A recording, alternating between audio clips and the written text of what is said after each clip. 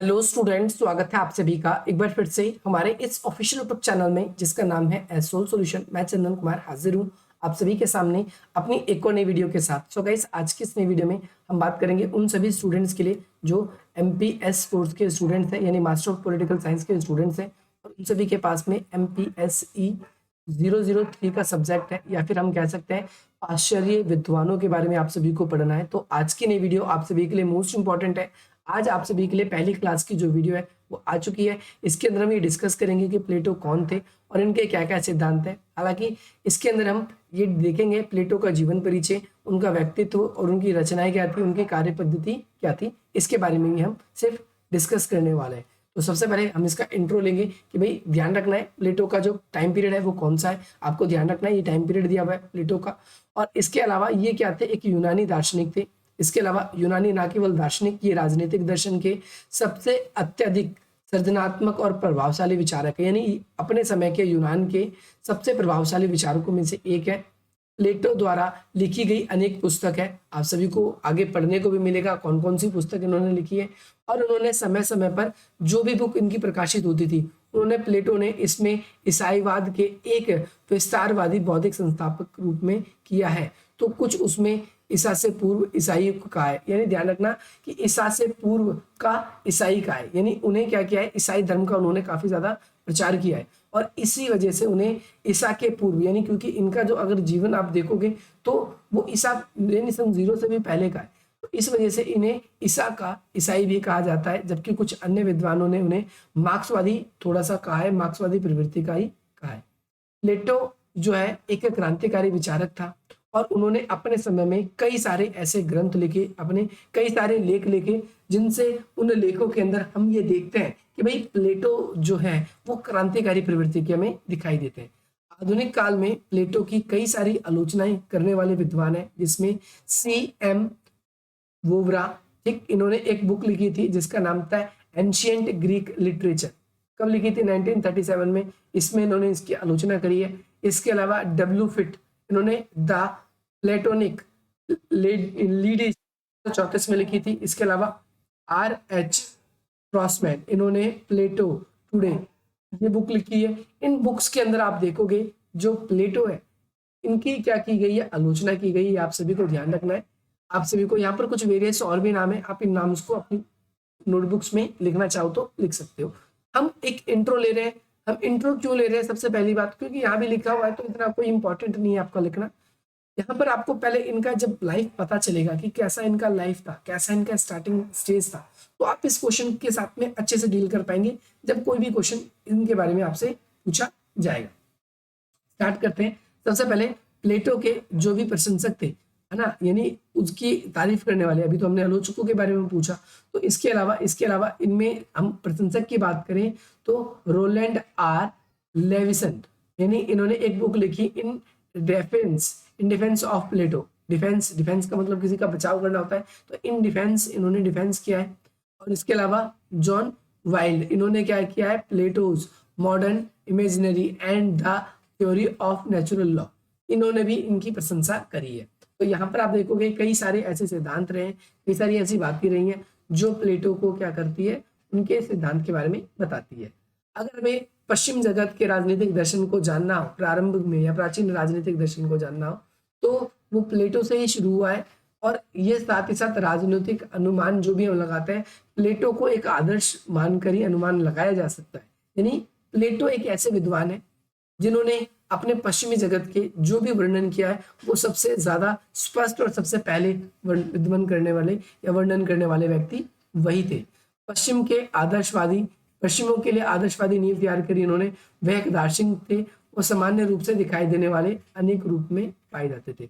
वह बौद्धिक तार्किक, क्योंकि उन्होंने अपने दर्शन से न केवल समाज में परिवर्तन लाने के लिए, ताकि उस समय सभी को भी सामने रखा है, और इस वजह से इन्होंने एक क्रांतिकारी का नाम भी दिया जाता है, क्योंकि उन्होंने अपने आसपास में विघटित हो रहे समाज के पुनर्निर्माण का प्रयास किया। यानी समाज में जो कुछ भी गलत था उन सब गलत चीजों को इन्होंने ठीक करने की कोशिश करी है। साथ ही यह स्पष्ट होता है कि इस प्रक्रिया में उन्हें क्या है, जो प्रणाली उस समय चली आ रही थी, उन्होंने उसका आलोचकीय ढंग से हमारे सामने वर्णन करने की कोशिश करी है, यानी अपने समय की जो कुछ अगर कमियां थी उन कमियों को भी उन्होंने सामने रखा है। तो ये एक इंट्रो था प्लेटो के बारे में। अब इनके जीवन परिचय के बारे में बात कर लेते हैं। तो भाई प्लेटो का जो परिचय है, प्लेटो का जो जन्म है, तो प्लेटो का जन्म स्वाभाविक रूप से एक अभिजात व्यक्ति थे, यानी किसी ठीक ठाक परिवार या फिर आप कह सकते हो कि अमीर परिवार में हुआ था। उनका जन्म लोकतांत्रिक एथेंस में हुआ। कहां पर हुआ? एथेंस में हुआ। ध्यान रखना है, तो प्राचीन जो वहां का ग्रीक था, एथेंस और यूनान, दो नगर अलग अलग थे, आप सभी को ध्यान रखना है। स्पार्टा और एथेंस था यूनान के अंदर, जो था स्पार्टा और एथेंस था, तो उसका जन्म एथेंस में हुआ था। जबकि स्पार्टा वहां पर भयंकर युद्ध से या फिर भयंकर जो वहां पर समस्याएं, पॉलिटिकली प्रॉब्लम्स चल रही थी वहां पर, ध्यान रखना है। अब इस बात का वर्णन हमें कहाँ से पता चलता है? एक बुक है थ्यूसिडाइडस, उन्होंने अपनी एक बुक है पेलोपोनेशियन युद्ध, इसके अंदर उन्होंने वर्णन किया है। ये युद्ध लगभग कब तक चला? 28 वर्षों तक चला, और इसके परिणाम से एथेंस जो है, क्योंकि एथेंस का पतन हो गया और अपने पिता की तरफ से प्लेटो ने अपनी वंश की परंपरा का जो है कार्डरस, अफ्रीका में अंतिम जो है वाले राजा कार्डरस तक, या फिर उनके भगवान जो है पोजीडान, तथा अपनी माता की तरफ से उन्होंने न्याय प्रदत्त समाज ढूंढने का प्रयास भी किया। अब देखो प्लेटो के बचपन के बारे में थोड़ा बहुत बताया गया है, तो आपको इसको भी ध्यान रखना है। प्लेटो के बचपन के बारे में यहाँ पर बताया गया है कि भाई प्लेटो का जो बचपन है, उनके पिता का नाम जो था ऑरेस्टिन था, उनके पिता का नाम ऑरेस्टिन था, उनका स्वर्गवास हो गया, तो उनकी माता जो थी उनका नाम था जो है पेरिक्शियन, पेरिक्शियन नाम था। और पेरिक्शियन जो उनका विवाह जो है, आगे आप देखोगे, जो उनके पिता जो थे उनका विवाह इनसे हुआ था, पेरिशियन से हुआ था। एक नवयुवक के रूप में प्लेटो की जो महत्वाकांक्षा थी वो बहुत ज्यादा थी, किंतु वो आगे चलकर जो है वो सुकरात के शिष्य बनते हैं। तो आपने इनके माता पिता का नाम, इसके अलावा इनके गुरु का नाम, शिष्य किसके बने, ध्यान रखना है। सुकरात मूल रूप से दर्शन को उन्होंने स्वीकार किया था, और सुकरात ने अपने समय का क्या किया था? अपने समय का जो भी कमियां थी, अपने समय की जो भी आलोचना थी, अपने समय की जो भी बुराइयां थी, उन सभी को सुकरात ने सामने रखा था। और साथ ही साथ इसकी इस कमी के कारण ही सुकरात को मृत्यु दंड मिल गया था। और आगे चल के जब प्लेटो ने भी कुछ इस प्रकार की रचनाएं की, तो उससे पता चलता है हमें, उससे हमें ये पता चलता है कि उससे हमें ये पता चलता है कि जो सुकरात जो है अपने समय की समस्याओं को इन्होंने हाईलाइट किया और उन पे लेख लिखे, तो इन्हें कई बार इन्हें दंड भी दिए गए थे। दंड में आप देखोगे इन्हें मृत्यु दंड भी दे दिया गया था। ये आप समय यहाँ पर हम देखते हैं कि भाई प्लेटो के बारे में जब हम पढ़ते हैं, तो उस समय जो स्पार्टा और यूनान जो था, उसके वहां की स्थिति कैसी थी, इस स्थिति के बारे में हमें पता चलता है। जब बताया गया है कि स्पार्टा में 404 ईसा पूर्व में कठपुतली सरकार ने 30 लोगों के शासन, यानी द रूल ऑफ 30 बनी, तो उसमें सार्वजनिक जीवन में प्रवेश करने का निमंत्रण दिया गया। यानी फॉर एग्जाम्पल इसमें बताया गया है कि 30 लोगों का शासन जो है वहां के शासक संभाला करते थे। इसके बारे में ऐसे आपको जानकारी मिलती है, इसके बारे में, वहां के प्लेटो के बारे में, कि वो किस प्रकार का था, किस प्रवृत्ति का था, किस प्रवृत्ति का नहीं था। आई होप आपको ये क्लियर हो जाना चाहिए। तो और भी है, आप देखोगे सुकरात को आगे चल के 399 में मृत्यु दंड दे दिया गया। असजग हो गए, अपनी सुरक्षा की चिंता सताने लगी, क्योंकि वो भी उसी प्रकार के लेख लिखते थे। इसके बाद में वो लंबी यात्रा पे चले गए, और ध्यान रखना है आगे चल के वो उसी प्रकार से जो लेख लिखते थे, किसकी तरह? सुकरात की तरह। इसकी वजह से उन्हें ये बात कहा जाता है कि भाई सुकरात ने पुनः प्लेटो में जन्म ले लिया है। प्लेटो ने आगे चलकर, ध्यान रखना है कि भाई, एक तो सिसिली और मिस्र में कुछ समय तक रहे, इसके बाद में आगे चलकर वो एथेंस में कब आए? 388 ईसा पूर्व में। और वहां पर उन्होंने एक अकेडमी नामक एक अकेडमी नामक अकादमी नामक उन्होंने एक अकेडमी खोली।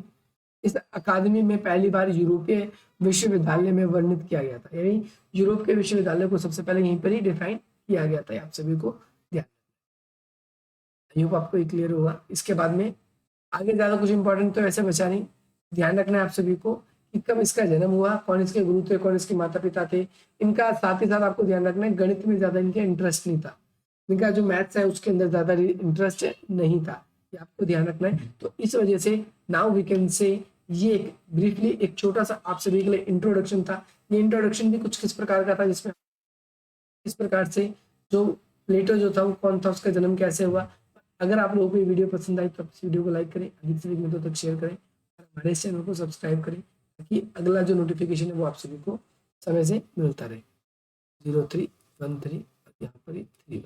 ये समय समय से आपको नोटिफिकेशन जो है वो मिलता रहेगा। ये 3 लिखा हुआ है। बाकी डिस्क्रिप्शन बॉक्स में भी कुछ पीडीएफ लिंक है, आप उस पर चाहो तो उस पर विजिट करके अपने डाउट्स को क्लियर करा सकते हो। बाकी मिलते हैं आपसे भी से अपनी अगली वीडियो में। जय हिंद, जय भारत।